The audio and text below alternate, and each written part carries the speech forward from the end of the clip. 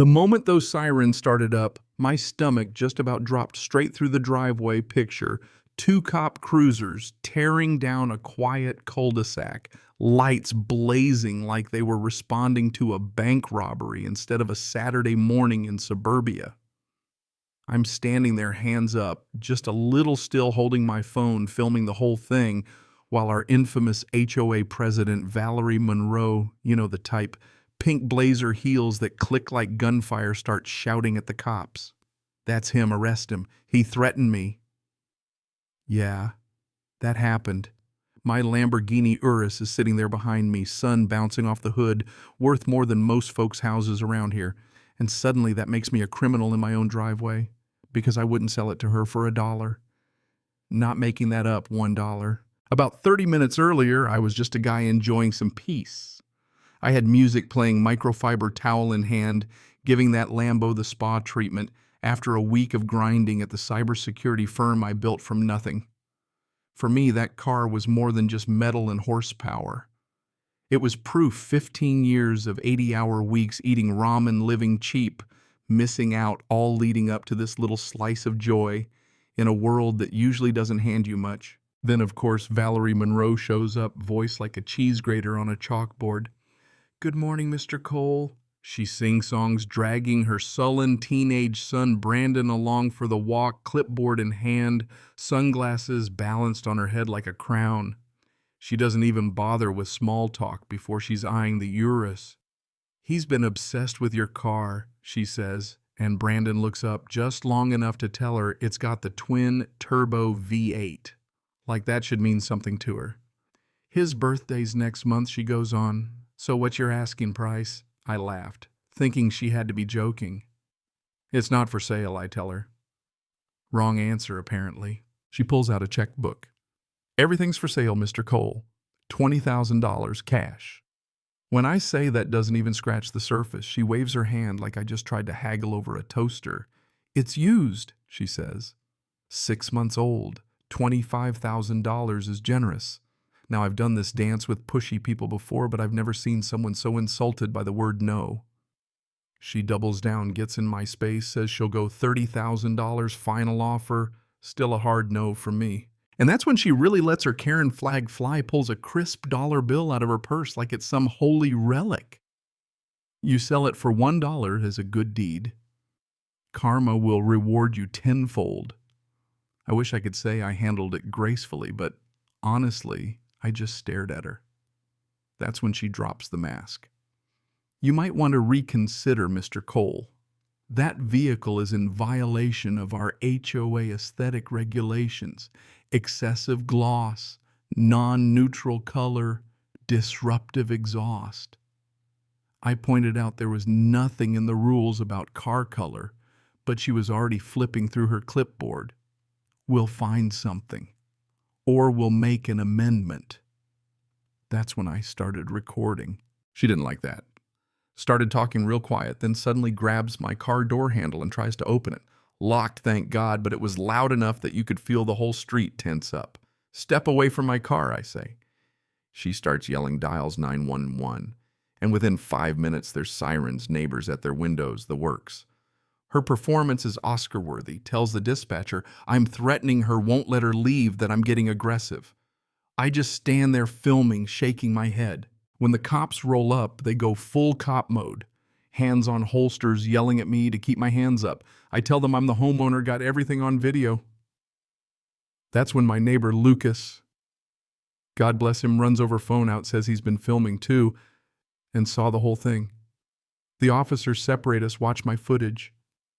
The lead cop, Sergeant Whitaker, looks exhausted just from hearing her voice. "Ma'am," he says, "it looks like you're the one trespassing and making false statements." Valerie goes red, starts screaming that she's being set up. Her son is mortified. Then, in a last desperate move, she grabs a landscaping rock and runs at my car, yelling, "If I can't have it, no one will." Officer Ruiz tackles her right there on my driveway. They cuff her and haul her off her heels and pride both pretty much in the gutter. After the chaos, the neighborhood looks like a movie set. My driveway's got police tape footprints, the works. Lucas comes over, says he got it all on video, too. I laugh, but deep down I know Valerie Monroe isn't done. These folks don't back down, they double down.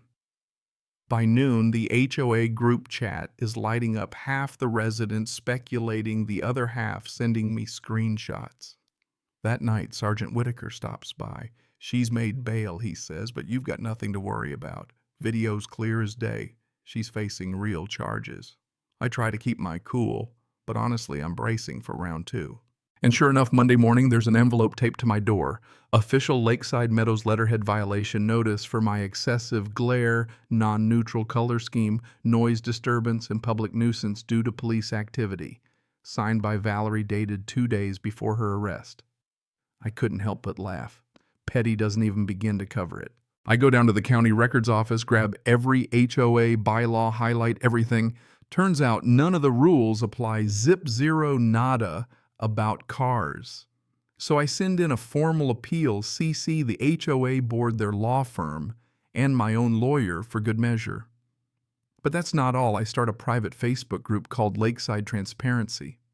Within hours, half the neighborhood joins. I post the video of Valerie's meltdown and the 911 call. Suddenly, everyone's telling their own stories, petty fines, threats, retaliation. Valerie's little empire is starting to shake. Cue the next Monroe. Greg, Valerie's husband, calls me up. Tries to play nice at first, says, let's keep it quiet. I tell him his wife tried to destroy my life over a car. He switches gears, threatens me with more HOA fines, unless I take down the videos. Go ahead, I say. I already have the book. Next thing you know, my story's on Reddit. Local news picks it up. Valerie's mugshot goes viral. The HOA scrambles to call an emergency meeting. I show up, drop a copy of the bylaws section 4.7 special recall meeting, get enough signatures, and you can vote out any board member. The room goes quiet, then half of them start whispering they'll sign. Greg turns pale. A week later, Valerie resigns. You'd think that's the end, right? Nah. She sends her lawyer after me for defamation. My attorney responds with truth defense. They cave settle, pay my legal fees, and Valerie even has to apologize publicly at the HOA meeting. Closure, right. Almost. A few months later, the state does a full audit.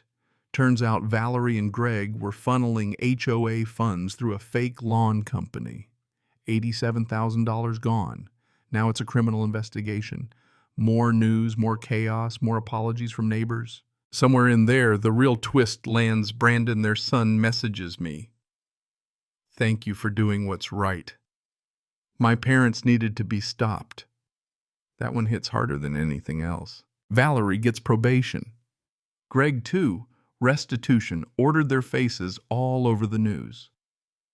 Lakeside Meadows, for the first time in years, breathes easy. We hang the audit report in the clubhouse, our own cautionary tale. I digitize every record start, open Q&A nights, rewrite the bylaws. The fines are fair. The group chat's mostly neighborly. Even the board meetings are pleasant. Still, there's always someone itching for the old days. Greg tries a drone smear campaign, edits video to make me look like the villain. I fire back with receipts, facts, and one simple line.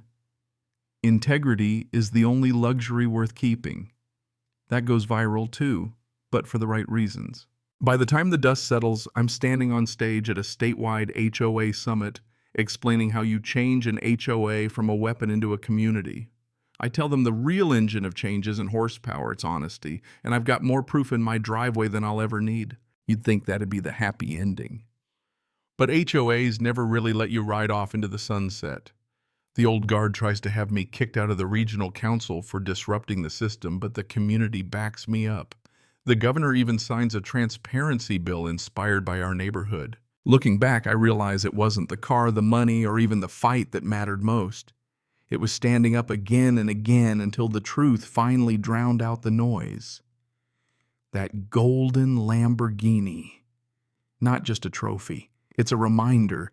You can't buy peace, and you sure as hell can't bully it out of people with a clipboard and a dollar bill. So now when folks ask what happened to the Lakeside Meadows HOA, I tell them the truth. It only takes one stubborn person, one viral video, and one outrageous act of Karenness to remind an entire community what justice actually looks like. And if you ever find yourself facing down a clipboard-wielding tyrant on your own driveway, remember sometimes the loudest engine is just the truth finally getting to rev. Now, let me ask you, what's the craziest, most petty power trip you've ever seen an HOA pull? Drop your stories in the comments. And if you believe neighborhoods should stand up for each other, hit that subscribe button because sometimes $1 is all it takes to make a little history.